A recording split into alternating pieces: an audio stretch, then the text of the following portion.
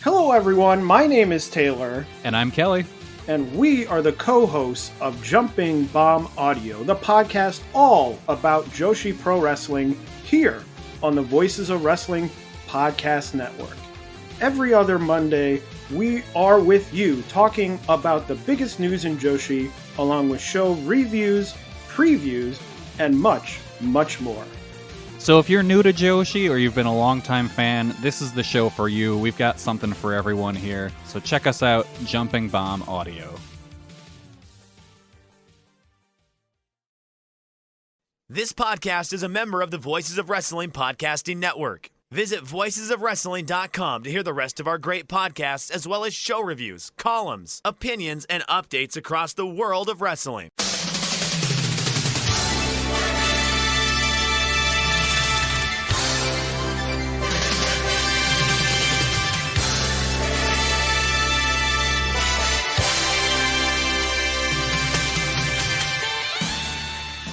Ladies and gentlemen, boys and girls, children of all ages, welcome to the Super J-Cast. Your ears do not deceive you. It is that time of year again.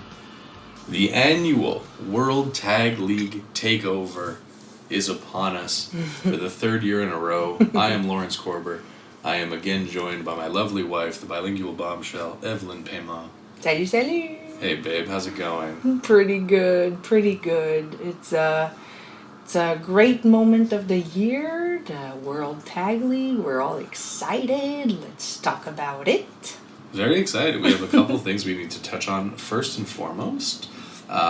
Before we dig into not only the KOPW show on the 17th, the last show before the World Tag League, we're also going to give a quick shout out to Tomohiro Ishii, who was officially inducted into the Wrestling Observer Hall of Fame. Ooh. So congrats to Big Tom, the Stone Pitbull.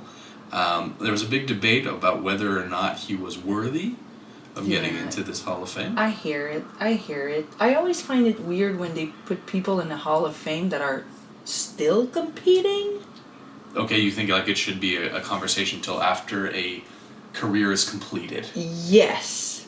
But I do understand some wrestlers wrestle pretty much till the end, so could be long for some people to get in the Hall of Fame. And also, it's an interesting conversation too, because sometimes wrestlers wrestle for so long that, you know, their peak is 15, 20 years in the past, right? Mm-hmm. So if you're looking at a current, like if you look at Tenzan today, you're like, who is this guy, right? You're not going to go back and watch like, oh, shit, in 2008, 2009, this guy was the baddest motherfucker on the planet or whatever, right? I don't know. I think it's a cool thing for him. Sure, he's never been a world champion, never been the top guy, but I feel like Tomohiro Ishii has this level of excitement when you jump into a match and you go, who's he wrestling? Who's he against? You know? And I think that's... We know that person fighting him is going to have a hard time. Yeah, and they're going to have to throw some elbows and get headbutted and dropped on their fucking head. And it's wonderful. We like it. Yes. So congrats to Big Tom. Another big piece of New Japan news that came out this week, officially signing with AEW, Will Ospreay. Oh, are we losing him? He's released some information on Twitter and on social media saying that he's not leaving New Japan Pro Wrestling. He's going to be doing both.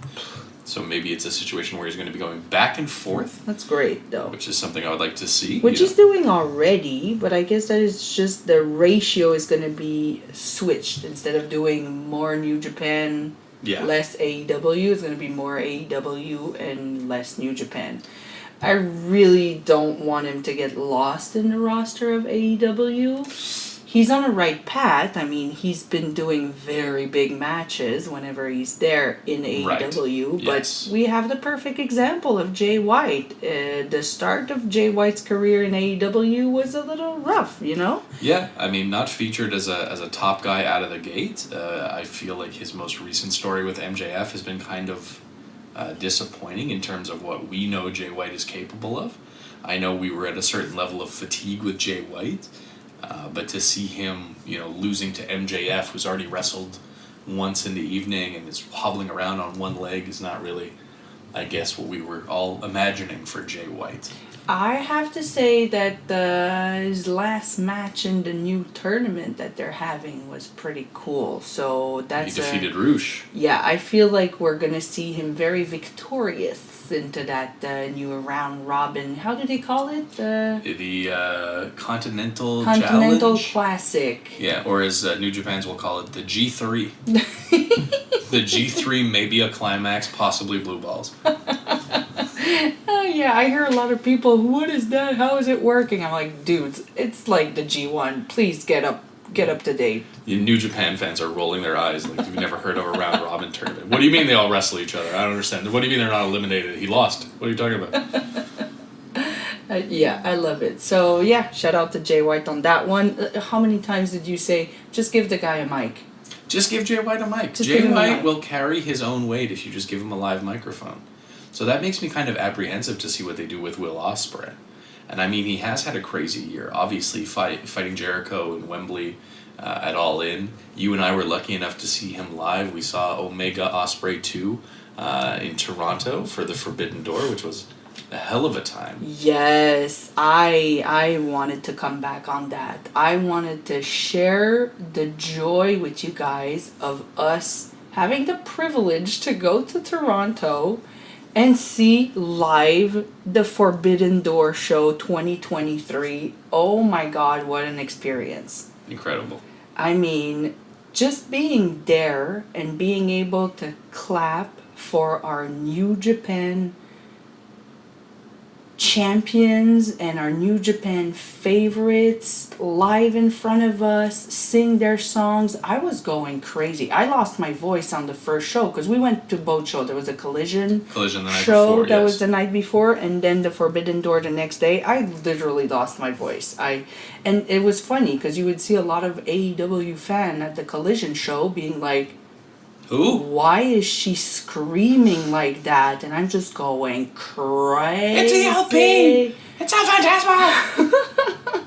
It was very fun. We had a blast. We brought our towels. We brought our fans. That's right. It was a good time. We had tremendous seats. We had the first row of the kind of the second bowl, so we had an unobstructed view to the ring, which was tremendous. Mm-hmm. We stayed in the strangest anime-themed Airbnb near downtown Toronto, which was just absolutely strange. It was obviously a place that was not meant for housing. Not at all. It was definitely a commercial building that someone adapted. There was a couple of homeless people sleeping underneath the walkway. You could barely close the doors to go to the bathroom. That's correct, yeah. And the bathroom was the tight, like you're sitting on the toilet and your knee is pressed into your other knee. Like you can't move either way. Like it was madness. But let's face it, it was all worth it. Tell me how cool it was to see your childhood legend Sting. Yeah. Teaming up with your now favorite New Japan wrestler Naito. I think I've never seen Sting wrestle live before. So for me, and even though we're not talking late 90s peak Sting, right? We're talking about 2023 Sting, but still to see him live is just cool. Is you cross another name off the list of, I've seen this guy live. And to see him and Naito wrestle in the same ring is insane. Even though, of course, it's not the greatest match. Sure, it goes on weird place in the card. These guys are wearing their T-shirts. It's not the greatest match of all time. But for me to be there, to see it, to experience it, something I'll never forget. It was tremendous. To talk about weird place on the card, do you remember the New Japan Pro Wrestling champion, heavyweight champion Sanada yes. had a match against Jungle Boy Jack Perry in 9 out of 16 matches? 9 out of 14 matches. Yeah, it was the so champion weird. Is not even headlining this show. No. What's happening with Sanada? Come on. I mean, I think especially for the Western fan base, the people who are going to be big draws, you have obviously Kazuchika Okada. Ospreay match is going to be big. You bring in Tetsuya Naito. Sanada's just not at that caliber. he still is the IWGP World Heavyweight Champion. But I think from, a fan perspective, I think everyone is not really there, to see Sanada. Like, Sanada's a nice little wrestler or whatever, but I like him. I think he has a good look now. I think him leading a faction is nice for him, but I think, he doesn't have the caliber of those other guys. Mm-hmm. I think Forbidden Door was kind of like a very egregious example of that. Exactly. You saw the big difference in how he is welcomed in America and how he is welcomed in Japan. That people really love him back there. Sure, and look, that's all fine, but like to be in that arena, like the biggest pop of the night, the biggest reaction of the night was during the Kenny Omega Ospreay match where Ospreay dumps Omega on his head and he kicks out at 1. Omega just starts pounding the mat and everyone's going fucking insane. Yeah, that was huge. And then you see the other reactions that made you feel like you were in this big energy. Okada coming out, Bryan Danielson coming out, Sting, Naito, these guys that are fucking larger, Jericho, these larger than life guys. And Sanada came out and everyone was like, okay, Sanada's here. He's wearing a robe. He looks like an angry D&D wizard. Like someone's like, what if he had like bard charisma? But he was like good at magic, like it feels like that. Like it's perfectly fine. And like putting him with Jack Perry is also not. I don't know if it does him any favors. Not at all. I don't know if anyone is really. Where's Jack Perry right now? I don't know. I don't know if anyone's rock hard to see Jack Perry wrestle. Rock hard for rock hard. Juice Robinson, who we wish a speedy recovery from his back surgery. Oh, and also, do you remember someone called like CM Punk that was at that show? Do you remember that? Do you remember how the Toronto Canadian crowd booed him? The fuck out of him? Like he has never been booed before. That was pretty funny. One of the friends that Evelyn and I went with is a staunch CM Punk supporter, and we were having a back and forth conversation. I was over CM Punk for a while, just because for me he didn't do anything in the ring. That was to my taste, at least. And, I don't know, I felt like him having his own show and needing to be separated and all this kind of drama and bullshit. I was like, it's a matter of time. There was a lot of energy put towards someone that was not maybe brilliant. Pro wrestling is the only business in the world where it's like, hey, I keep fighting people at my workplace. What should we do? Let's give you your own show. That doesn't happen. Try and go into your fucking corporate job and be like, look, I threw a punch during my PowerPoint presentation. They're like, well, you have your own shift now. You get to decide pick on your own team. Yeah, pick your own team, right? That doesn't happen anywhere else in the world. It's insane that it happens in pro wrestling. Yeah. Well, those were the days. Those were the days. But I gotta say, Forbidden Door was an excellent experience. And next year, Forbidden Door is in your neck of the woods, wherever you might be listening to our fine voices. Make an effort to go hang out and check it out, because it was a lot of fun. That's a wrap on Forbidden Door. Yeah. That was great. That was a good time. That was the first time we left home without our baby for more than a day. That's true. That was quite an experience too. How nervous were you on the Scuffle went to town? Not that nervous. I knew he was in good hands. But you miss your kids, you miss your loved ones. You're leaving for a couple of days, right? Yeah, but it was worth it to see professional wrestling. Oh, speaking of baby, by the way, our son is a big fan of wrestling, which is quite scary, because now he takes boards and whatever, and he slams our back with it as if it's a chair, and then he laughs and he thinks it's hilarious, and he slaps our chest and he thinks it's the funniest thing in the world. Yeah, our kid's a heel. Yeah, well, major heel. An absolute rule breaker. Unbelievable. I don't know how we did that. I thought we were the good guys, but I guess we were wrong. He's not a baby face. We'll see how it goes. We'll see how it turns out. Well, the apple doesn't fall far from the tree. What does that mean? I'm a heel? Is that what you're saying? No, it means he loves wrestling. Oh, that's fair. Okay. I thought you were accusing me of being a bad guy. Great. So, out of the 3 shows we're covering, the first is November the 17th, headlined by the KOPW title match. The show starts off on kind of a strange note with Hiroshi Tanahashi coming out to accept a never open-weight 6-man challenge from Ren Narita Ryusuke Taguchi, and the ever-dangerous Tomoaki Hanma. Hanma, who is as bronzed as ever. Jesus Christ, give this man a break.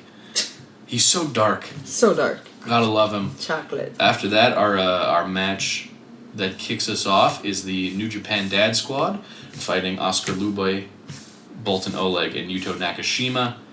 I gotta say, the dads obviously beat the Young Lions here. What? Yes, I know, I'm surprised too. Wow. Kojima, Tenzan, putting in a lot of the work. Toge Makabe didn't do shit. Oscar Lubey. Yes. He looks great. He looks awesome. I wrote that a couple of times. Man, I'm seeing great things for him. White as a sheet. So white. Needs a tan. So pale. Needs to hang out with Hanma. But he's got it in his face that he wants it. Yeah, he looks mean. That's what I love about it. He's a big, angry German dude. And fuck yeah, I'm really excited about Oscar. Yeah, me too. I think he's the kind of big, mean character that New Japan can really benefit from. True. You know, and I think that once he comes back from his excursion and they're going to put him into the rotation, I think he's going to be a guy to watch. I really have a great feeling about him. Yeah, me too. And I mean, he's tough to miss. Yeah, because in the ring. Anytime you put a spotlight on him, he reflects. The man is translucent. You ever see that movie Powder from the 90s? Yes. That's the skin tone. That's what I was saying the other day, La Fontanelle. Yeah, that's it, man. I'm telling you, this man is shimmery. It's unbelievable. He's like one of the vampires from Twilight. I'm sorry. No, you can laugh. That's fine. I know, but I'm snoring. You can snort? I'm snorting. You think laughing. the fine fans of the Super J-Cast mind a little snorting from you? I mean, a snort laugh means it's a real good laugh, right? It's the highest quality of laugh. It's the chef's kiss of laughing. You can't do better. All right. Next up, we had the unlikely duo of Toru Yano and Master Wato defeating the team of Taiji Ishimori and Gedo. Oh my god, really? It's my man, Yano. Of course he's gonna win. Yeah. It's my man, Yano. I know. And I have to say, he's got a new drink to promote. Oh god. So we gotta listen to him. He's got some stuff to do. When doesn't he have something new to promote though? I don't know. I think that he maybe should start a brand of sanitizer. Okay. Like, I feel like that's the next step. He should sanitize the ring, but with his own brand sanitizer. Get on that, Yano. Okay. I love it. A rare mishap from Toru Yano in this match. It took him 6 to 7 minutes to undo the corner pad. Did you notice? Oh my god. Usually very expedient when it comes to the removal of the corner pads, but not on this day. What happened here? What? I don't know. Someone put it really tight because it took so long, and it's not Yano style to take that long. It's one of these new young lions. Yes, someone's getting fired. One of these new young lions is getting an extra ass whooping and has to do an extra 4,000 squats because of this. I'm telling you. Yeah. Very uncharacteristic. I know. I was worried for him for a second. I know. He lost his touch. I don't think it's him. I think it's the accessory people. Fair enough. So this match finishes when Yano catches Gedo's low blow and then makes it look like he actually received a low blow, and the ref calls for the bell. A little Eddie Guerrero tribute spot. Can't be mad about it. I mean, you gotta work with the shenanigans that House of Torture gives you. It's not even House of Torture. That Bullet Club gives you. Right? Absolutely. Next up, we had the Chaos team of Yo and Bishamon defeating Callum Nguyen, Hanare, and the Great Okan from the United Empire. Great Okan lost his braid. Big fluffy fucking hair now. What's going on? Yeah, I called him Studio 54 Great Okan. Right? Okay. I love that. He's got a little Donna Summer kind of look going on. from the album right? cover. Oh my god. Thank you. He looks like a recently divorced dad who's like, I'm trying a new look out. This is gonna work, you know? Yeah, exactly. Again, we got some good audience chair shots. My favorite, I'm very sarcastic when I say that. I have a real hard time with the wrestlers going in the audience, throwing each other you hate in that, the chairs. I'm always scared for like the merch that the people just bought at the concession stand or whatever. For the food. And like you pay good money for that right stuff, and then just to get it crapped over by some sweaty wrestlers that decide to throw each other at your seat that you paid. Oh, I would be mad. I hear you, but I think it's part of the experience, right? Sure. You buy a bunch of nachos and then you take one nacho home, you make a necklace out of it. You're like, the great Okan sweated on this nacho. His raw sexual charisma is now just dipped in this nacho. I can smell it from here. I can smell it from here. So this match ended with Callum Newman eating a pin, as he's been doing all tour.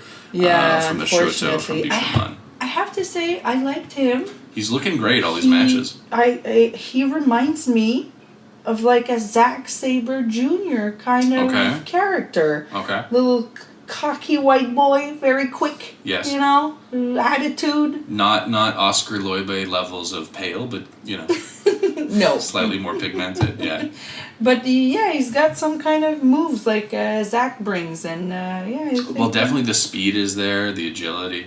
I mean, the moniker, the Prince of Pace, is very well earned. This guy fucking moves. It's unbelievable. And I think it's just great experience for this guy to develop and be in these six-man tags and join on these tours and corner Unit Empire guys. Team, Yes, absolutely. Well, New Japan's really good about that. So good. They'll take a guy, they'll have him come out, lose a bunch on his first tour, and then they'll see him win and get better and improve. And I think that's part of the booking, that if you follow the company long enough, it pays off. So I really appreciate that part of it. Next up, Shota, Minoru Suzuki, Yuji Nagata, and the Tiger Mask defeat LIJ. Bushi was coming out in some astral space gear, and I fucking dig it. Oh yeah, he had this new mask that looked like Star-Lord. Star-Lord, he's so cool. That was so cool. How many masks do you think Bushi has now? There's gotta be thousands. Right? Yeah, it's like one every show.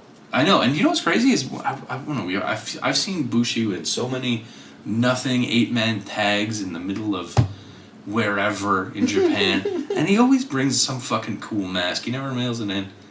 This guy cares more about his gear than I think anyone else in the history of professional wrestling. Yeah. Shout out to Bushi. Shout out to Bushi for the masks. Yeah. Also, shout out to Tiger Mask's yellow socks that were really brighter than usual. That's the only thing I could see on him. About his socks? The freaking yellow socks, and that was intense.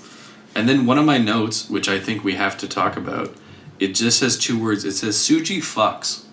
What? Suji, he fucks. He's amazing. Okay. This guy fucks. I did say that he looks more and more comfortable, and I love seeing him getting more and more comfortable at ease in the ring and owning his space, owning his vibe, owning the crowd. I love where he's going with it. I loved it at the beginning. I love it even more now. Yeah.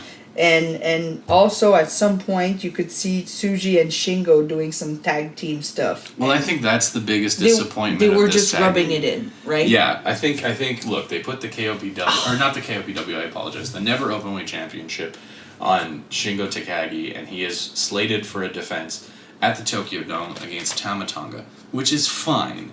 I understand you want to reward Tama Tonga for his loyalty to New Japan, and I understand you want Shingo in a singles match in the Dome. I get it. There was a chemistry forming between Tsuji and Shingo that I was excited about to explore during the World Tag League. 100%. Because when Tsuji joined LIJ, it really felt like Shingo was the first guy to kind of accept it. Like Tsuji threw up the fist and Naito went, who the fuck is this guy? Yeah. And, Hiromu was like, didn't you get rid of this fucking guy when he was a young lion? Bushi's like, I don't know who anyone is.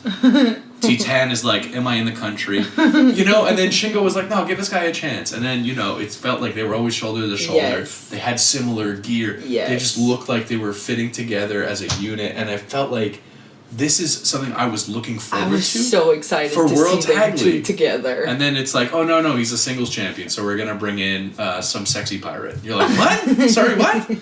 Yeah, some sexy pirate. Have we seen him before? Is he part of LIJ? No, he's a sexy pirate.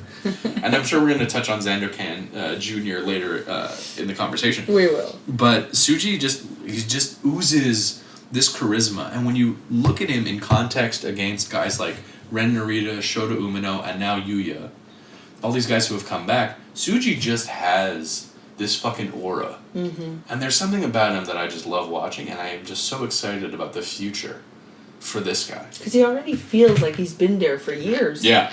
And he just got there. Just imagine in a couple of years how it's going to be. It's great. Can't wait. Very excited. Shooter pins Bushi after that fake hidden blade thing to the back of the head he does. And this is one of my issues with Shota. Shota Umino's a great wrestler. He looks good. But for me, there's too many things about Shota that aren't him, if that makes sense. It feels like there's too much of a tribute act. The name on the back of his jacket is Shooter. That's from Jon Moxley.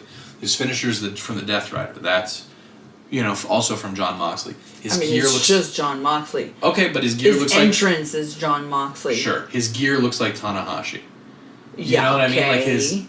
Like the certain things, that hidden blade thing is from his feud with Ospreay. It feels like he's collecting things from other people, but we're not really getting to the root of him. I think his match against Ospreay was a nice introduction. It was definitely a big step in the right direction. It was the best match I've seen him fight in. Sure, absolutely. And I agree 100%. It's against Will Ospreay. It's hard not to have the best... Which is what we're going to say to everyone. Everyone that has fights their... without How many people have had their best match not against Will Ospreay this year? It's a short list. Taichi's best match, fucking Will Ospreay. Yeah. You know what I mean? All these guys have their greatest match, and it's against fucking Will Ospreay because that's what he does. He shows up, That's true. he gives people their best match, and then he fucks off somewhere. You know what I mean? So that's it. I don't know. I feel like there's another gear for this guy, and I feel like there's more to discover with him. But I think he's going to be a big part of the future moving forward for sure.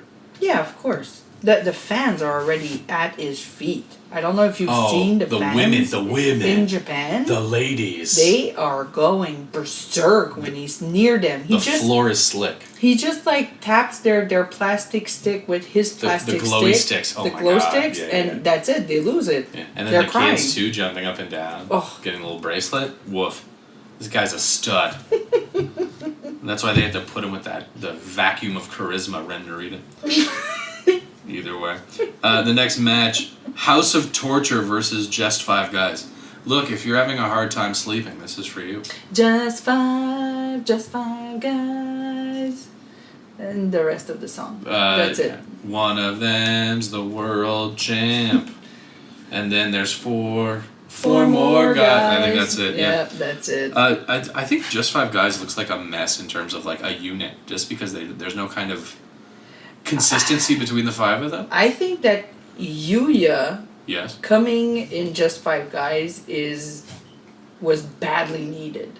Okay. They badly needed to have something. Yeah.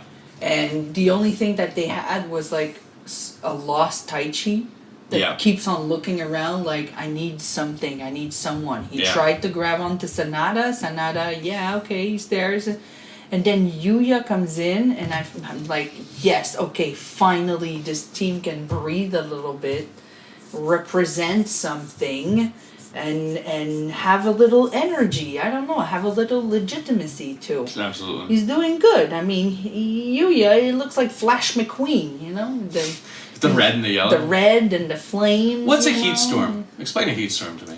Look, the new nicknames I do not get. Gene Blast? Gene Blast. Heat Storm. We all know what that means. Gene Blast? Yes. Yeah. And Gene Blast me, but not in my hair. Exactly right, yes. Okay. And Heat Storm. What is... It's like a storm of heat, obviously. Yeah, okay, I get it, but nah. Heat Storm. Anyway. Someone in the New Japan office needs to really sit down and be like, we can do better. He shows up, and he was like 1-on-4 at the start of the match. Like, Yuya brings that energy in that team that they didn't have. So go for him. Good for them. Yeah, my favorite part of this match, it was not the wrestling. It was early on in the match where everyone pairs off and Evil grabs Sanada because we haven't seen that enough this year. And he grabs him and he whips him into the barricade, whatever the case is. And then he takes his hands and he just rubs them on the apron because he's accusing Sanada of being very oily. And I just love, that was my favorite part of the match, was just Evil, after all the bullshit and tomfoolery, just being like, he's oily, goddammit. I think Yuya, to your point, I think he looks great. I think he moves well. Chris Charlton on commentary keeps pointing out his offense is very kind of classic. It's very nothing flashy. It's just kind of the basics executed at a really high level. The crossbody, the arm drags. So I find he's kind of like a babyface throwback, a little fiery. So I'm really enjoying his work so far. You fell asleep during this match? That's why I don't have a lot of notes. I know, you're looking at you're flipping around on pages. I'm like, my notes say Ev fell asleep. It was late. It was late, yeah. Yoshinobu Kanemaru ends up pinning Taka Michinoku in a big who gives a fuck. Second to last match, Hanma, Taguchi, Ren Narita versus Okada, Ishii, and Tanahashi for the Never Six-Man Openweight Championships. The champions retain here. A good match. Yeah, my first note was, why is this match even happening? That's a great question. I have no answer. Sorry, I didn't see it coming. I'll tell you why this match happened. Because we have 2 House of Torture matches on this card, and House of Torture in the main event. So the New Japan office is like, well, that's unacceptable. We have to give them something worth watching. So and that's what they're giving us? So they booked this match, I guess. Okay, great. Hanma and Taguchi are not threats. You can't sell us on second from the top, the semi-main event, Red Shoes is in the corner. You can't sell us on crazy. Taguchi and Hanma. These guys who have, Taguchi was a junior tag champion, he was the 69th champion. How are they a team? Well, how did this come together? But the never open-weight 6-man, there's always a ragtag group of fucking But at least whoever. it's like the same faction or whatever. Well, I mean, technically loosely, they are. loosely. They're a house team. I mean, just in Red Narita's weird unit works with the home team, works with Chaos, works with all the Can goodness. you believe in that 3 men, Taguchi, Ren Narita, and Hanma? Hanma is the one that looks the best. Physically? Yeah. I mean, he's bronzed god. If you take a picture of those 3, can you believe Hanma is the one that looks the best? Ren Narita. Actually, Taguchi has the dad bod that we used to know. Ren Narita just looked like a flobby pale teen. Oh my God. Actually, he looks like Taguchi's son that are there on vacation, and they were like, what is happening here? Oh my God, we're in a ring. Dad's in a fight. I better bail him out again. Oh my God. He's had too many tequila shots. He keeps trying to show everyone his ass. It fits the story, right? Yeah, I felt like this match was okay. Tanahashi pins Ren, which seemed strange. Like, it feels like you have Hanma and Taguchi who could get pinned very easily. So to pin Ren Narita, I don't understand it. I don't understand it. It feels like... I don't know. Since the G1, I have not been a huge fan of Ren Narita's work. I feel like he is a step behind. I feel like I don't have a lot to sink my teeth into with him. I get he's doing this strong style stoic kind of thing.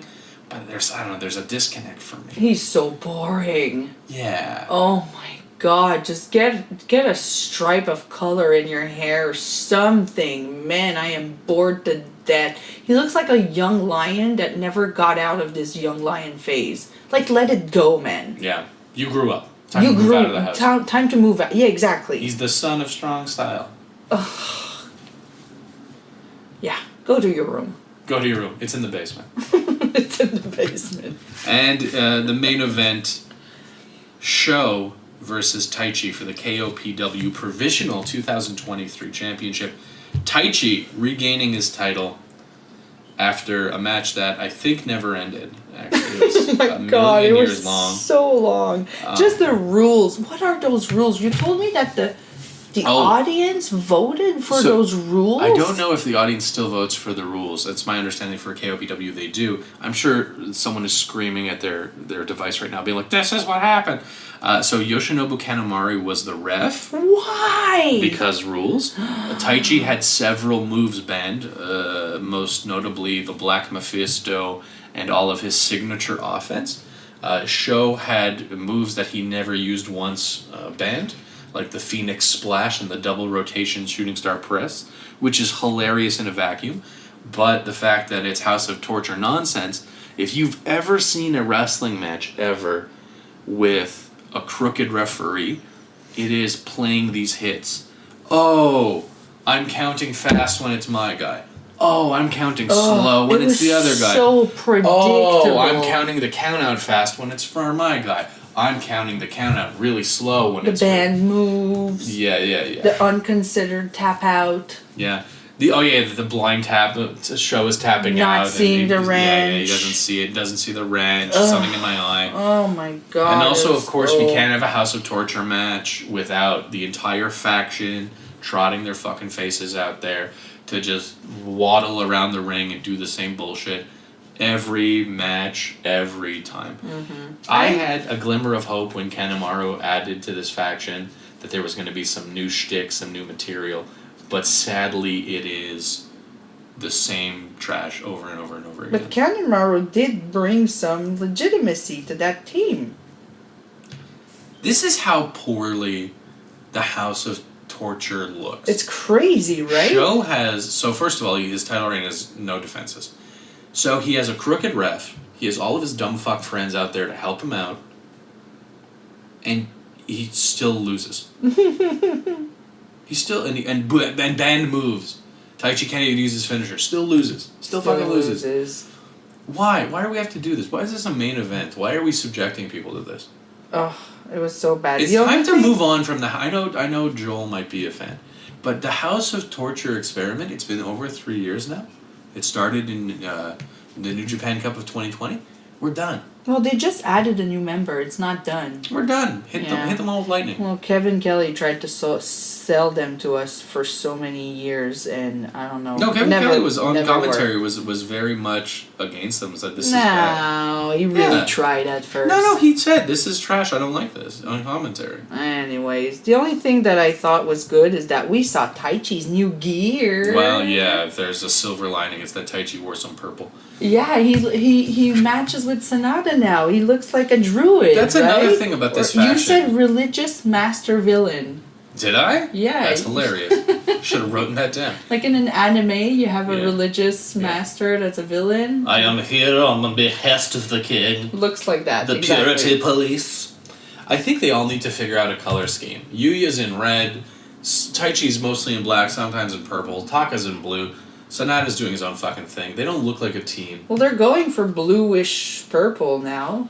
I hope so. That's what they're... These are the conversations my wife and I have. It's mostly about the attire of the wrestlers. I love attire. Someone could do a quadruple backflip off the top rope into a perfectly applied submission and be like, his trunks look nice tonight. What? Speaking of attire, what were those hands dangling from Sho's jacket? Yeah. Sho has this weird entrance gear where he has multiple hands. Oh and my he's god, like a that spider was hybrid. So weird. Yeah, and he also has contacts now, so his eyes look... He's so strange. He's awful. So thank goodness for Red Shoe that came and saved the thing. Yes, ref bump from Kanemaru. Thank you. Red Shoes comes down, saves the day. Taichi wins. I wrote a massive Kawada slide from Taichi for the the power bomb and then the full on slide. That was cool. Yeah, you gotta love it. A shout out to his mentor and trainer.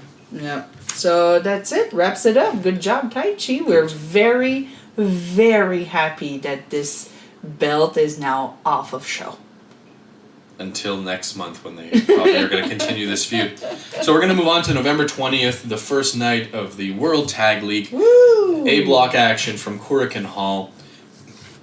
The debut of a new young lion, Shoma Kato. Yes. Defeated by Oscar Loibe, who was celebrating his 1-year anniversary of in-ring action. Bravo! He lost to a giant body slam, which is refreshing for young lions. And again, all the notes are just about how fucking wonderful Oscar is in the ring. He is. He's so tall. He's good. He's energetic. Also a lot of energy from the new guy, Shoma. Yeah, I love it. He's not the biggest guy. No, he's probably a junior. But who knows? Who knows? And look, all the best to him. There's probably not enough to really see in the 4 minutes we saw him wrestle about what kind of a person he's going to be. Mm-hmm. But, all the best for him. Next up, we have just 5 guys. Doki, Taka, losing to the CMLL side of Soberano Jr. and Atlantis Jr. Yeah, first time I was seeing them, I love my luchas, yes, you know? Yes. And I did love Atlantis Jr. and Soberano Jr. the lucha attitude. They have it. They're already challenging their opponents. Yeah. They come in. They look hungry. They look hungry. And also, I love this from New Japan. You know, these guys who are going to be on night 2 in block action, they give it this nice introduction on night 1 against a junior team of Taka and Doki, who they can really easily beat without really any kind of consequence. So it gives them kind of just this opportunity to go out there, get comfortable, showcase themselves, and then move into the tournament with a little bit of confidence, a little bit of sure footing. Yeah. So I really love that as an introduction. Of having just a first match that's an actual right, like what happened to Gates of Agony, which we'll touch on a bit later. Yeah. So Soberano Jr. and Atlantis Jr., they seem like a good team. Atlantis Jr. is a little bit bigger, a little bit heftier, a little bit more power-based. Soberano Jr. is very quick, high flyer. Yeah, very standard lucha. I told you that they reminded me of Aussie Hopen. That's a great comp, yeah. Like you have the big guy that does the big move, you have the quick guy, the tall, thin guy that does but together they work so well and they do good moves together. Really like them. But unfortunately, Soberano Jr. and Atlantis Jr. no mullets. No mullets. Shout out to Dungzilla Mark Davis.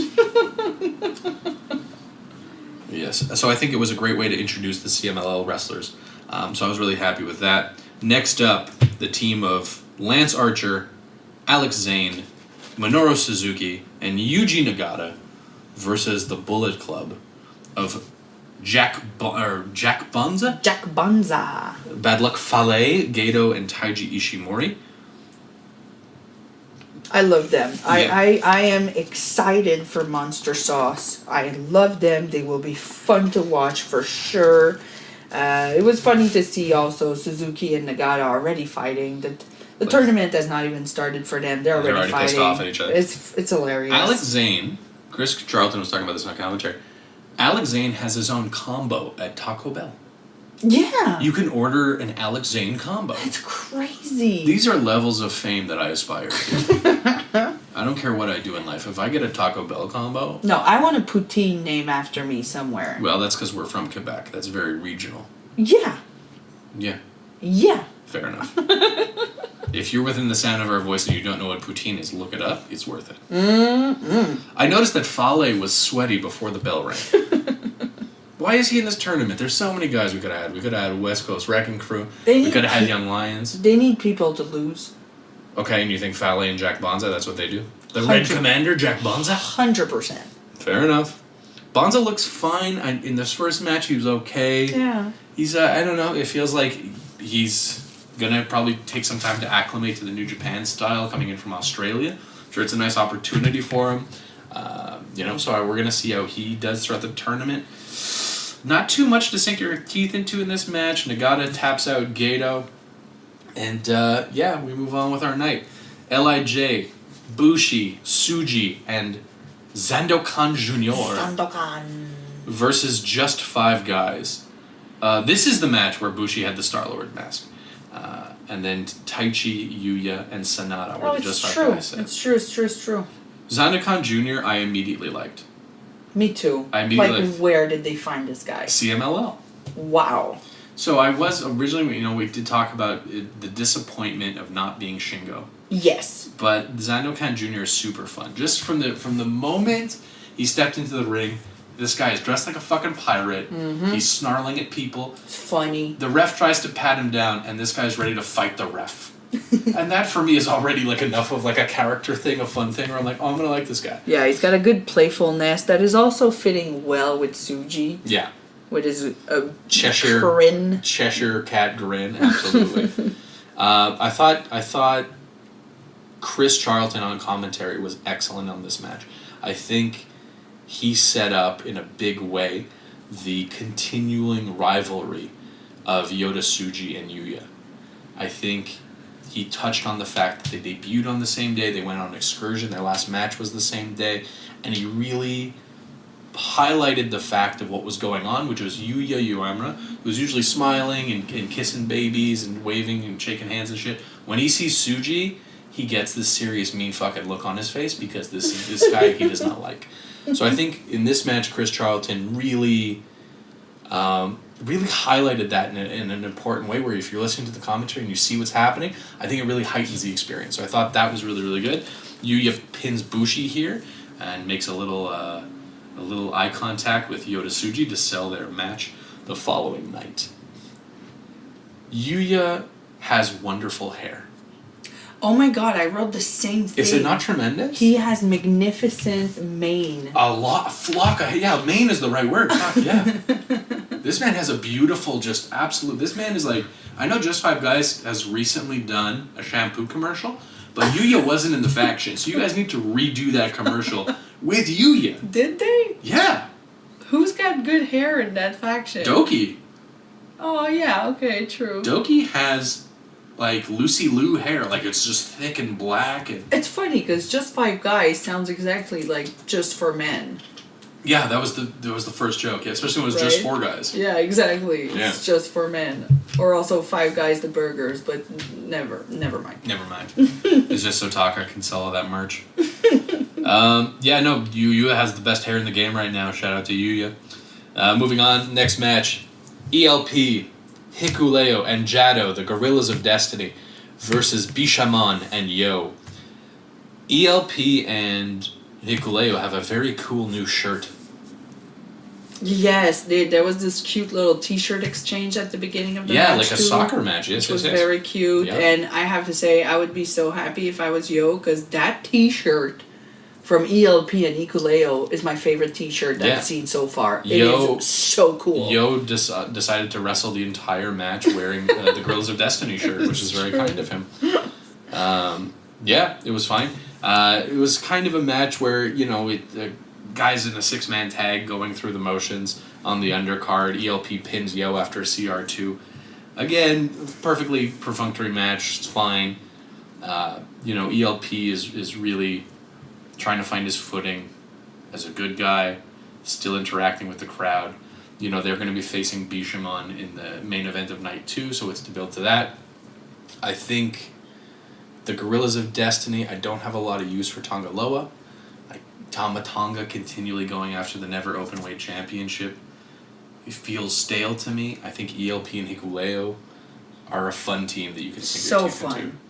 I think just the dynamic, the way they look, the way they interact with each other. I think Hikuleo not being a big scary monster, him being a little bit of a big goof, fits kind of with ELP's stupid chaotic energy. So I think the two of them together... They fit so well. Yeah. They're like Bill and Ted, Oh, interesting. I like that. Kind of. And then we can follow their excellent adventures. So, now we finally have gotten into... Let's go! The World Tag League. First match, World Tag League. So, the very first entrance, World Tag League. The Gates of Agony, representing All Elite Wrestling. Bishop Khan, Toa Leona, coming out full ceremonial war garb, looking like a fucking $1 million. First of all, these guys are 2/3 of the Ring of Honor 6-man tag champions. Okay. So they come out, they're strapped with gold. They look like fucking warrior gods from another place. That's great. That's a wonderful introduction. And I also like the fact that they're kicking off the tournament against TMDK. Shane Haste, Mikey Nichols, these guys are veterans. They've wrestled in Japan for many years. So any kind of nerves, and I think Gates of Agony did look nervous right off the gate. Yeah, you think so? I think right off the bat. I love the entrance gear. I like the aura. Shane Haste was mocking them doing the Prince Nana dance because obviously the Gates of Agony are part of Mogul Embassy, which has Swerve and Nana and Brian Cage. So I think there was a little bit of tongue-in-cheek there. I think they were obviously a bit nervous. I felt that Bishop Khan looked really, really good, where Toa Leona looked nervous. Bishop Khan was moving really well in the opening. He has character. He looks at the camera. Yes, he emotes with his face. Toa Leona looks mad and angry, sure, but there was something, he felt nervous, he felt off. There was a couple miscommunications throughout the match. It wasn't just the cleanest match of all time, but it was really... I think it was a good way to introduce it, kind of work the nerves off. And this is like what we talked about with earlier in the night, Soberano Jr. and Atlantis Jr. fighting two juniors to kind of get the nerves off, feel out the crowd. Gates of Agony didn't have that luxury. They had to go out and just kind of, their first match is just the first tournament match, right? Yeah, and they're coming out and they're fighting Shane Hayes that was at 150 through the whole match. Well, that's just how he moves. I know. But yeah, you have to keep up with those guys, you know? Absolutely. It's not an easy one, and in fact, they lost. Shane Hayes pins Bishop Khan after the tank buster, absolutely. And I think it's a great way to intro the Gates of Agony. You have to start off with guys who know the lay of the land, are able to make sure that they calm them down and walk them through the match. So yeah, all good there. TMDK racks up the first 2 points of the World Tag League. Second match. House of Torture versus Ishii and Yano. Yano! And Yano couldn't even promote his new drink because House of Torture decided to attack him even before his presentation is over. Let me tell you. Evil and Yujiro versus Tomohiro Ishii and Toru Yano. This was a scientific wrestling classic. This was just holds and counter holds, chain wrestling. It was like World of Sport. It was unbelievable. If you're a fan of just brilliant scientific wrestling, this match is for you. Well, that exposed turnbuckle really got a lot of hits that night. Oh my god, fuck me. It's the same thing every match. It's the same thing. It's the same thing every match. It's lame. It's lame and it's boring. You know what else is lame? I'll tell you what else is lame. When your professional wrestling taunt is pretending to smoke a cigarette. It's fucking lame. Ugh.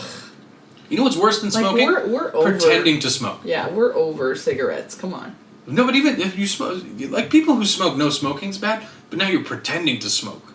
Oh, you're so What a badass. They're so fucking, bad. they're so lame. It's the same bullshit over and over and over again. It's just the worst. So a bunch of shenanigans, everything is evil pins Yano. That's it. Oh. Next. Please no more. Let's talk about some good fucking wrestling. Oh, let's go.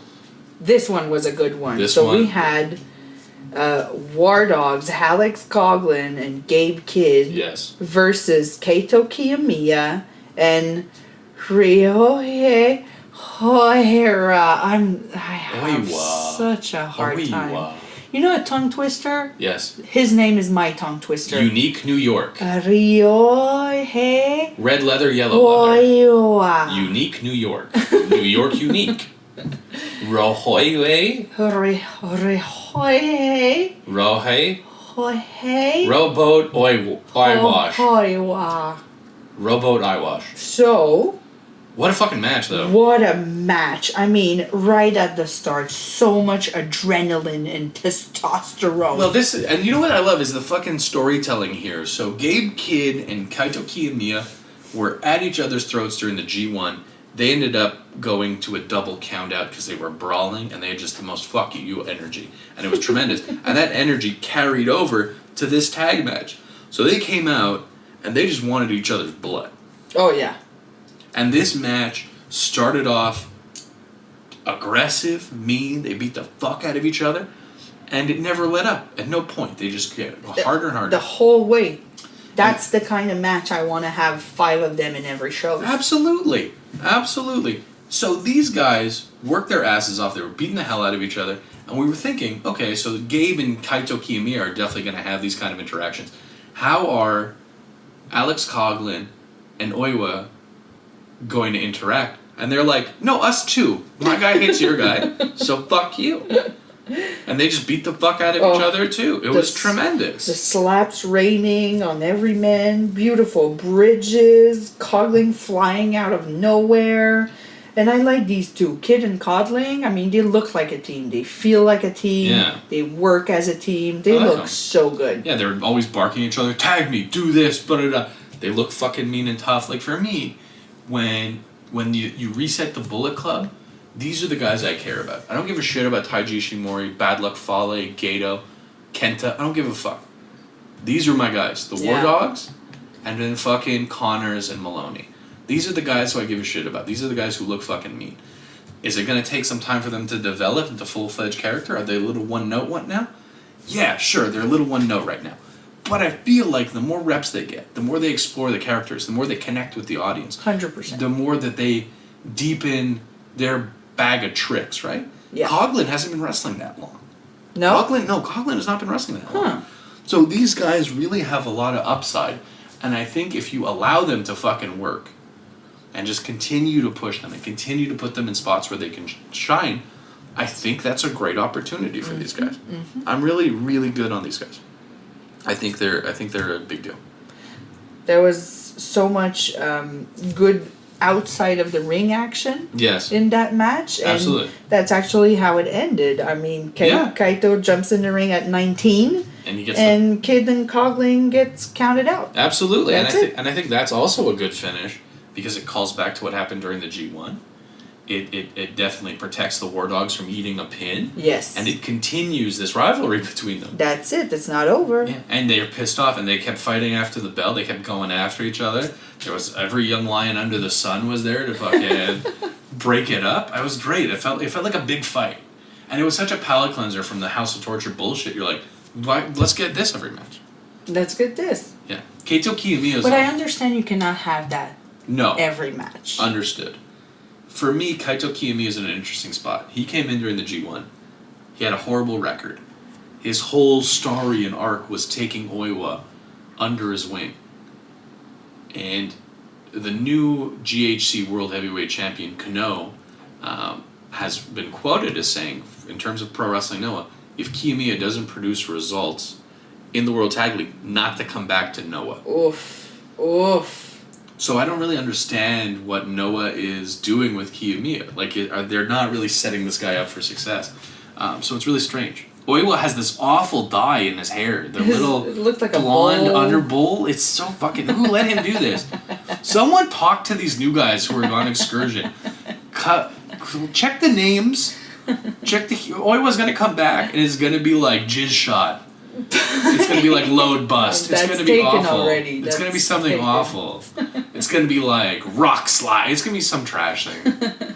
So this was a great match. This, for me, was my match of the night. This is something that you should go out of your way. If you can't watch the entire card, watch this match. For sure. I agree. Another match I was really, really enjoyed. We're moving on to the main event now. Shota Umino, Ren Narita pick up the win on the United Empire team of Hanare and the Great Okan. Yeah, I love the new face mask for Hanare, matching the face tattoo. The face of fury. Yeah, I have to address the fact, because that happened this year, and Hanare got the face tattoo. During the G1. First match of the G1, he comes in, and I'm like, okay, you get a face tattoo, you're gonna rip a hole into everybody in that competition. Yeah.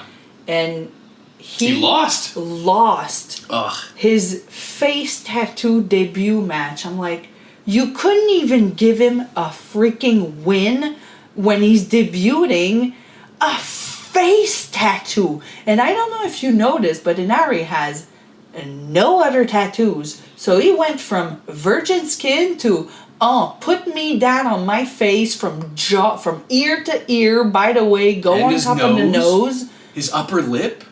And you don't even give him a win on his first match? Come on, New Japan. You could have done better than that. Yo, that seems so painful. This man is far tougher than I am. But yeah, cool new face mask. It's a cool new face mask. And Okan looking like a Ghost of Christmas Past with his red cape and his green robe. I think everyone worked really hard in this match. This is definitely the second best match of the night. I think Ren Narita and Great Okan just dropped each other on their heads a bunch. You know, that was scary at some point. Yeah, but I think, this is, the main event. These guys are choosing what to do. They had a lot of time. I think the closing stretch of this match was really entertaining. The end, really, really good stuff. Shota Umino ends up pinning Okan after a Death Rider. I think everyone worked their ass off. Hanare always looks so menacing.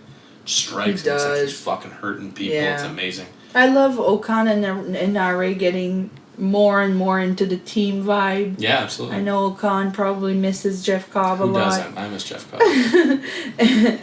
But, they're going to it, Yeah. And Ren Narita, I mean, He did. He has a move called the Ren Narita Special Number 4. That's a submission, yes. I mean, even his moves have boring names. Oh, shit. Yeah, I think he needs an injection of personality. He needs a little something. He needs a little... I don't know what it is. Is it venom? Does he need to be meaner? Not Does he meaner. need to be grittier? Does he need to be showy, flashy? What does this guy need? Because for me, when I see him, I go, okay. There's nothing... I don't know. There's nothing entertaining about it. Yeah. He needs some flash. He needs some glitter, some sparkles. Oh, thankfully, he's teaming with Shota Umino. So maybe some of Shota's glitter will, like... rob off. Yeah. Ren Narita. You know what I mean? Let's hope. So overall, a good first night of action. Shota jumps on the mic and already declares that he is going to go to the Tokyo Dome with Ren Narita to claim the IWGP World Heavyweight Tag Team Championships. Another interesting caveat about this is Bishamon, who are the current champions, are the 99th champion. So whoever challenges in the Tokyo Dome will have the opportunity to become the 100th IWGP Tag Team Champions. That's so, at the end of night 1, A block is as follows. TMDK, the House of Torture, Kaito Kiyomiya and Rohei Oiwa? Rohei I told you. Oiwa? Rohei Oiwa? And Shooter and Ren, all at 2 points. We're moving on to night number 2, B block, November 20th in Kurikan Hall.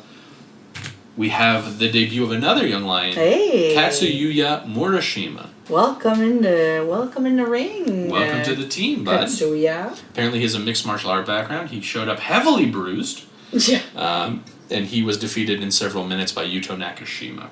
Yeah, Yuto looks just dang powerful. Yeah, he looks staunch. Already looks powerful over him. 6 minute. That's fine. Submission by Yuto, of course. But they already set that up, eh? Like the guy before him, who debuted the night before, he only lasted 4.5 minutes against Oscar. And this guy lasted 6.5 minutes, right? But I like the camaraderie of Yuto over this new young lion compared leaned over and compared to like Oscar the day before that literally kicked the other guy's face and be like fuck you, and he left. Like there is different characters. You know? I love that. Yeah. But I also what I really appreciate is in both of the 2 debuts, the night 1 and the night 2 of the tournament, Kurikan Hall really getting behind these debuts. Yes. Just the amount of noise they made for these guys was just something that's wonderful. Great. That's what you need. That's Absolutely. what you want. You want to motivate them into being the best that they can right off the bat. So let's go. So, next matchup, we had the Gates of Agony defeating Hanma and Oscar Loibe. They defeated Oscar Loibe and Hanma? Who would have seen that coming? Wow. You know, it's a match. Yeah, and again, this is when I talked about the booking, Soberano Jr., when I talked about, getting acquainted, this is the Gates of Agony doing that the next night. They come in, they don't have the fancy entrance gear anymore, but they look pissed off from their loss the night before. Yeah. They run through Hanma and Oscar, they look mean as fuck. Oscar is just taking an ass whooping from these guys. Again, a little bit sloppy in certain spots this match. I do think the Gates of Agony are still nervous, and I think that's something that they're going to get better the tournament as it goes on. But I think that they were, more comfortable here than they were on the first night. Obviously, it's not as high pressure as the opening match of the tournament. So I think that, I think Gates of Agony, we keep an eye on them. They have some really interesting offense, which they haven't broken out yet, which I expect when they get into a main event, we're going to see it. Bishop Khan has a move that I've seen in AEW a couple times. I mean, it hasn't happened here yet, where he's going to stand on the second rope and he's going to have a guy in a sidewalk slam and then drop him on the top turnbuckle. And it looks mean as fuck, and I can't wait for it to happen. You got to save some, you got to save something for the main event. You can't blow your load on night 1. So, second match, Kaito Kiyomiya, Rohei Oiwa, and Oleg Boltin versus Hanare, the Great Okan, and Callum Newman. Callum Newman of the United Empire. So Kaito Kiyomiya beats Newman here. But again, Caleb did look very good. He looked Super fast, Very nice moves. Loved it. Again, I know I've been talking a big game about Chris Charlton. Chris Charlton did a wonderful job here of kind of highlighting the shared history of Kaito Kiyomiya and the Great Okan through their interactions with Keiji Muto, the Great Muto. Mostly, Kaito getting his ass handed to him by Keiji Muto during his retirement run in Noah, and the Ocon challenging him and getting misted and so on and so forth. So they've decided to start the match together because they have this kind of shared history, and Charlton explained why that was important, so I really enjoyed that part of it. Oiwa, 2 nights in a row, has used the teardrop suplex, which is a suplex that I have not seen since Shawn Michaels used it in the mid-90s. Wow. And I don't know why that stuck out to me, but it's a move that I've seen so infrequently. When you see so many German suplexes and dragon suplexes and tiger suplexes, the teardrop suplex is interesting, so I don't know if that's going to play into his offense, or maybe I'm just overthinking it. But it just seemed like an interesting kind of nod. Let's hope. Maybe. If he starts busting out super kicks, then we can ship him off to AEW. Callum Newman, as you mentioned, I felt looked super good.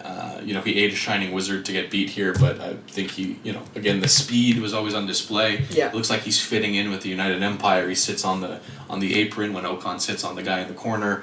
They look like a team. They interact together. Like, I feel like they all wear the same colors. They fucking look right. So excited about that. Moving on, next match. Tiger Mask, Master Wato, Shota Umino, Ren Narita defeat the Bullet Club team of Gedo, Taiji Ishimori, Alex Coughlin, Gabe Kidd. Yeah, I mean, shout out to Tiger Mask's new black leather pants that gives him a little bit of a BDSM bad boy look. He's the bad boy of the junior division. Which kind of, is different from his usual stuff. And what is all that talk about shooters scent? This is the third time on commentary. What is that? This is the third show. And it's the third time on commentary where someone has pointed out how good Shota Umino smells.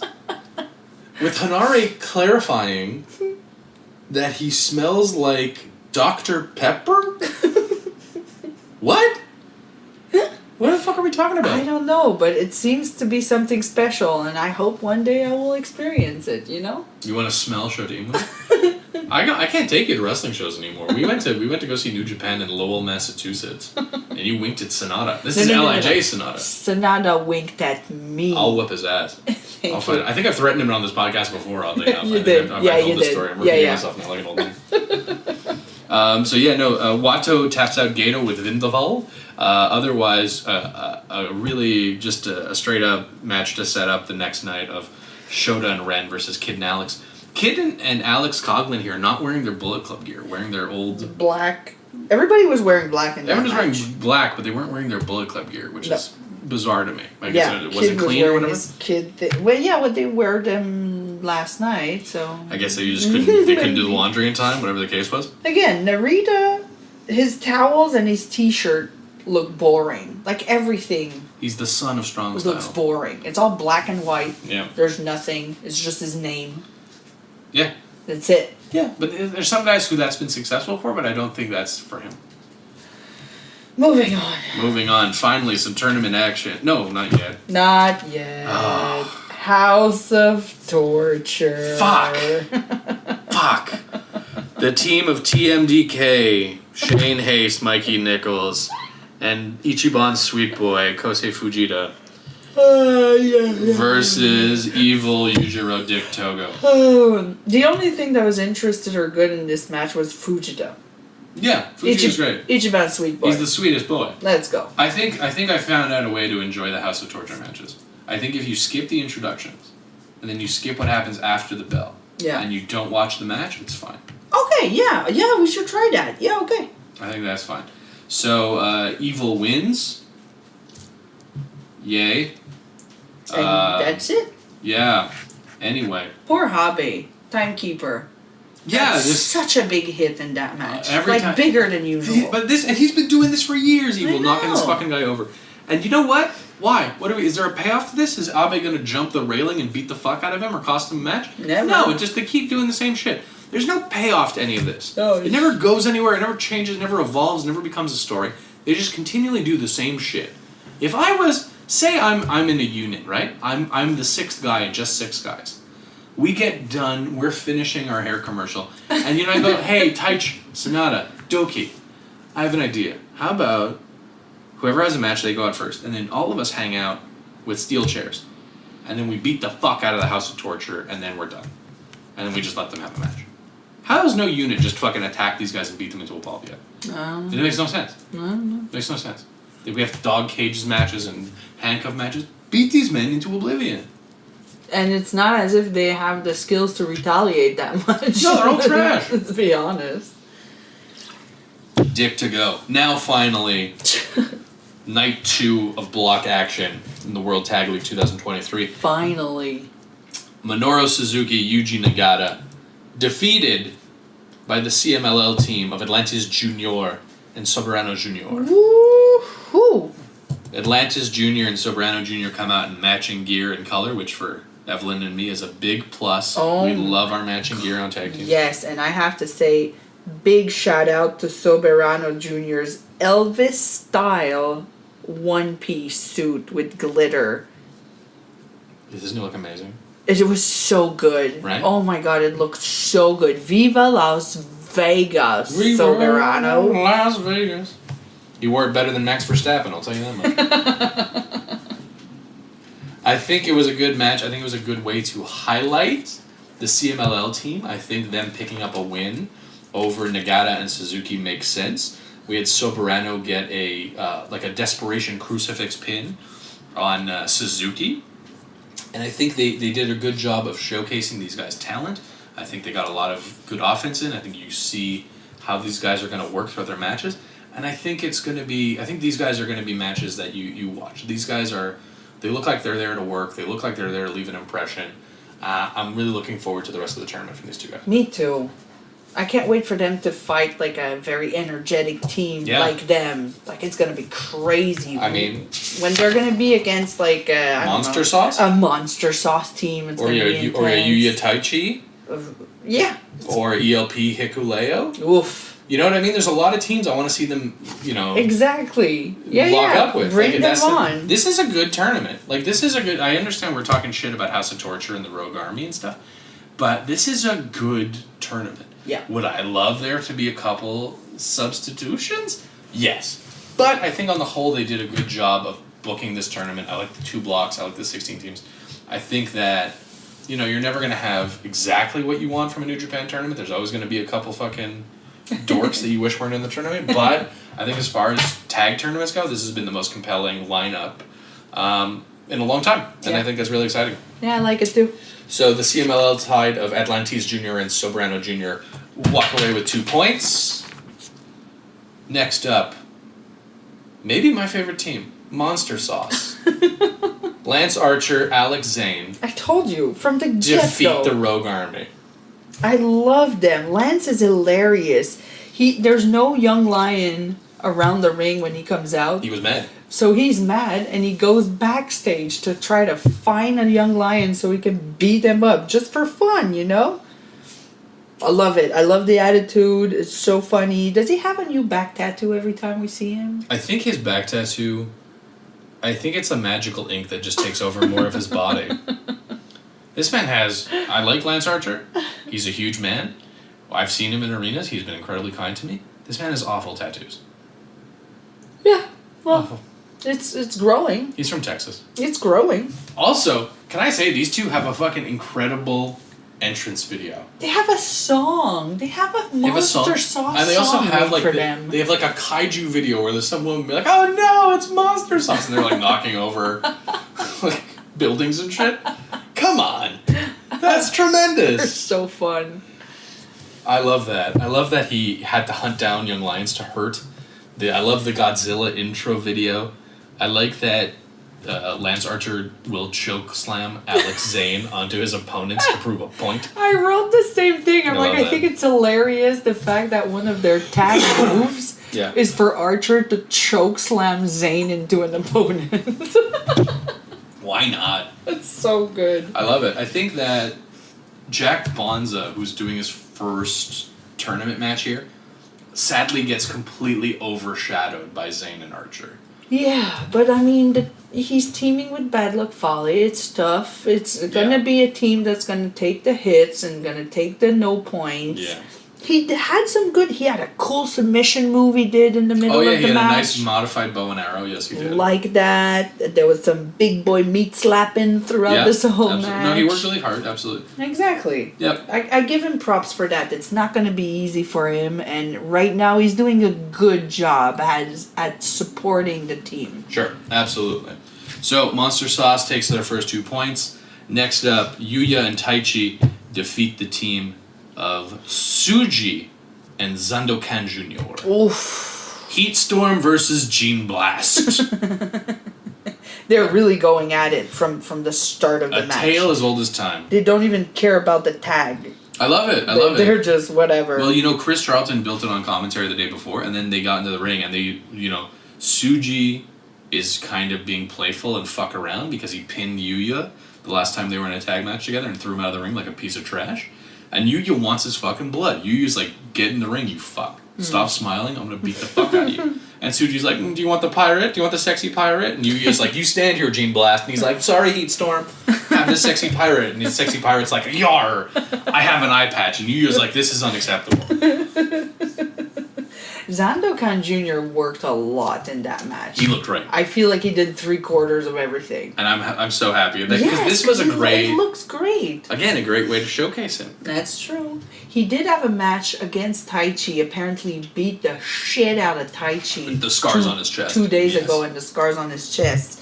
And it's so funny because this guy comes out of nowhere, beats Taichi, and then in this match he's like biting his toes through his boots. Yeah, it's true. And Taichi's like, who the fuck is this guy? Who the fuck is he biting my toes for?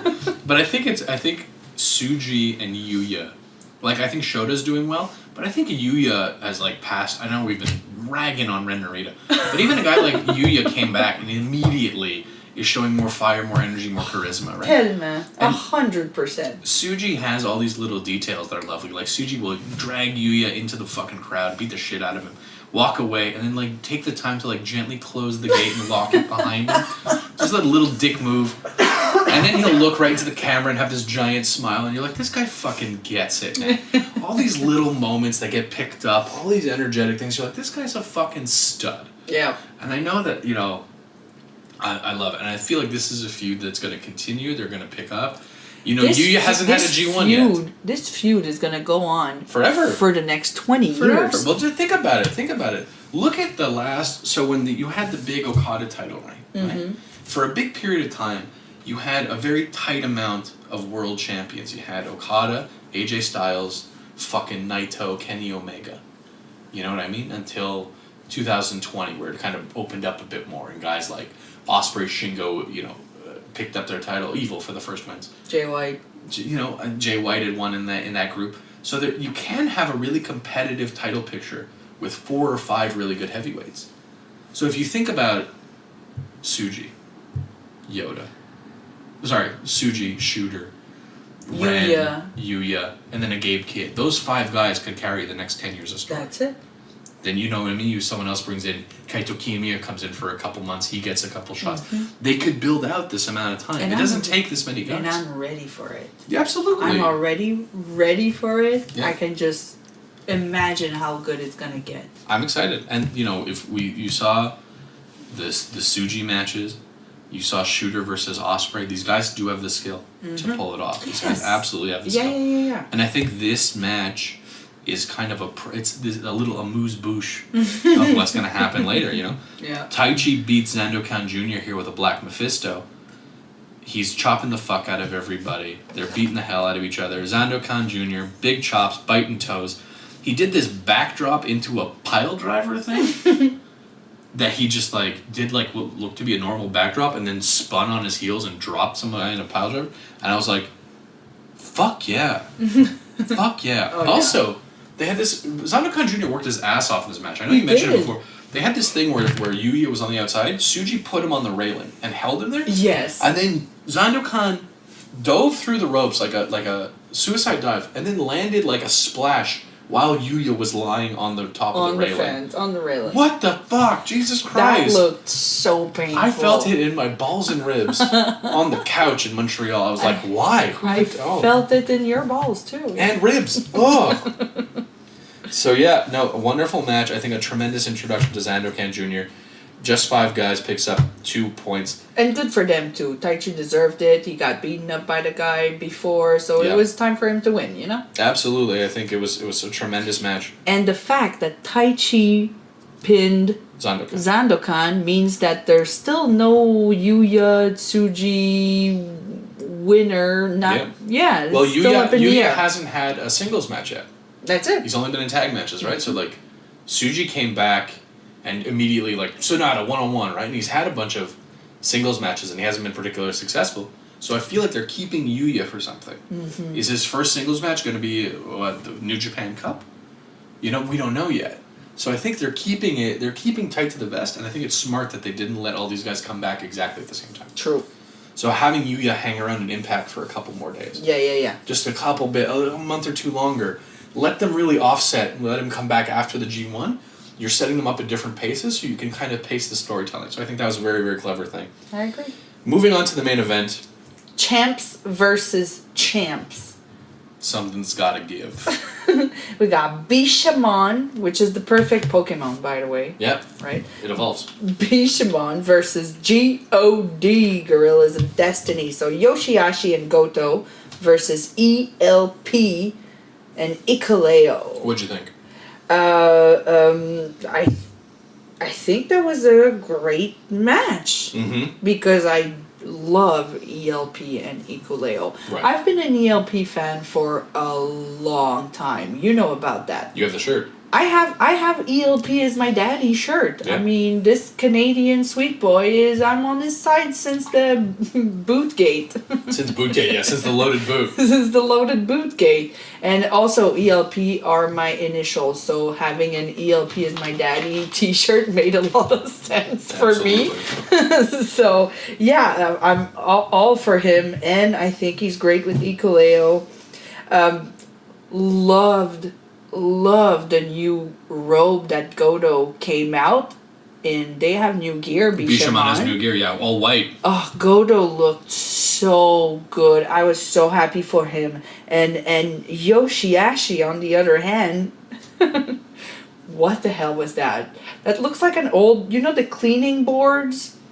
Where you... Oh, yeah, like you're in the bank of a river and you need to clean, like Old West. Some people play music on that. Oh, shit. It looks like an armor made of that. It was... I'm like, nah. Spirit Halloween? Nah. And next to Goto, that looks like $1 million. Yeah. Of course. ELP and Ikaleo looking fly as usual. I mean, I just want to be their friends. I want to hang out with them backstage. This was a tremendous match. I liked it. I liked maybe the Yuya Taichi Tsuji Sandokan match a bit more. So I think in both of the 2 nights, the semi-main event might have been better than the main event. Okay, yeah. In the Bishamon ELP Hikuleo match, I think they all worked real hard. I think El Phantasmo looked like $1 million here. Again? I think he wants to work his ass off.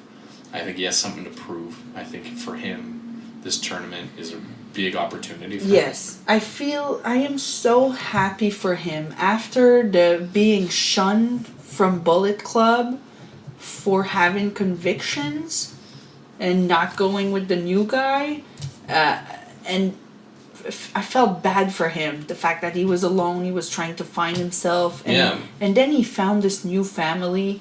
Which is kind of his old family. But they're all the guys that got booted out, and it works. It just works for him, and he takes that and he brought them to another level. Sure. I also like the story and the element of the story where he goes from being a shitbag cheater in Bullet Club, and now that he is turning over a new leaf and trying to do the right thing, he's struggling. He's not having success right away because he's so used to low blows, cheating, shithousery. But now the fact that he has to do it by the book and he's trying to win these people over with just skill, he's not doing as well. And that's another part of his journey where he has to find that another gear. He's already in another weight class, and now he's adding to the difficulty by, I'm not going to cheat anymore. He's got the fans on his side. They love him. Yeah. He loves them back, too. True. He gives a lot to the crowd. He always did, but now it's even more heartfelt. I mean, yeah, it was great. Yoshihashi never quit the yelling. I mean, he's top yelling guy. I feel like there was like at least 2 things that happened. At one point, Yoshihashi was dropped by ELP on his knee. Oh, the atomic drop. And he I felt like he was screaming, "My hole!" The Nia Jax, my hole! My hole! At least 2 times in that match, people fell on their ass, and I felt like they were screaming, "My hole!" Yeah, I really enjoyed this match. I feel like Bishamon has a wonderful tag team chemistry. They have a wonderful sense of moving someone out of the way, jumping in on an attack, double teaming, and then dropping out of the ring. They always have this great fluidity, which I really enjoy watching in the tag team wrestling, which I find a lot of teams miss out on. And I find like ELP and Hikuleo are rapidly improving in that.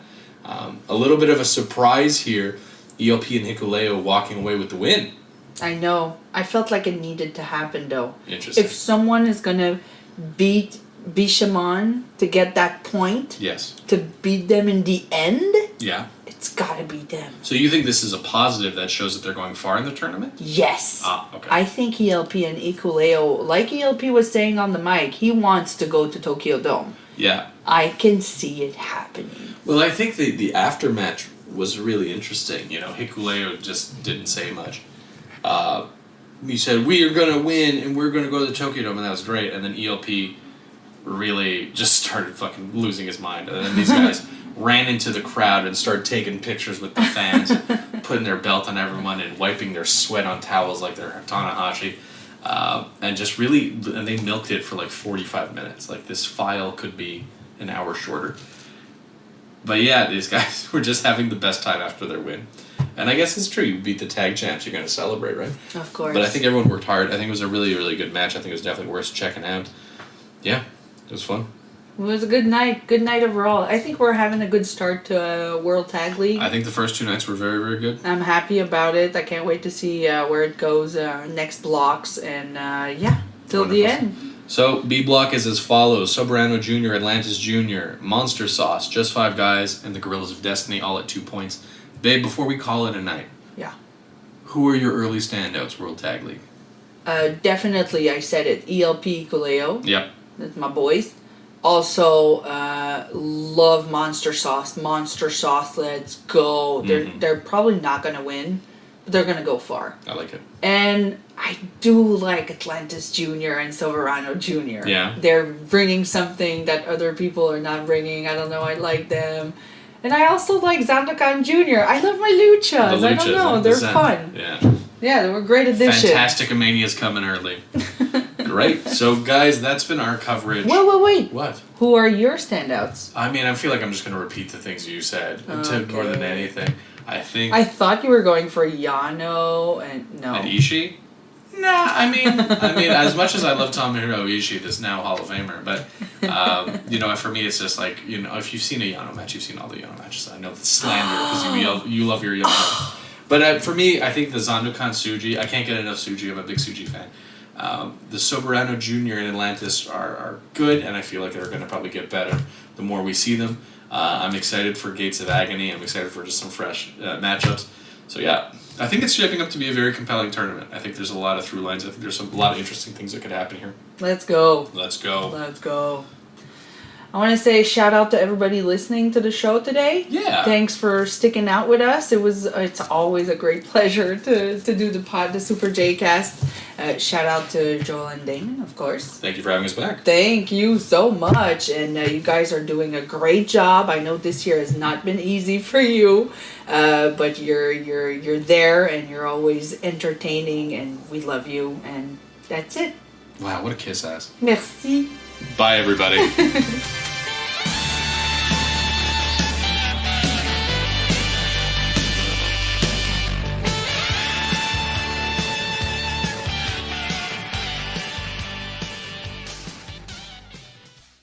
Hello, everyone. My name is Taylor. And I'm Kelly. And we are the co-hosts of Jumping Bomb Audio, the podcast all about Joshi Pro Wrestling here on the Voices of Wrestling Podcast Network. Every other Monday, we are with you talking about the biggest news in Joshi, along with show reviews, previews, and much, much more. So if you're new to Joshi or you've been a longtime fan, this is the show for you. We've got something for everyone here. So check us out, Jumping Bomb Audio.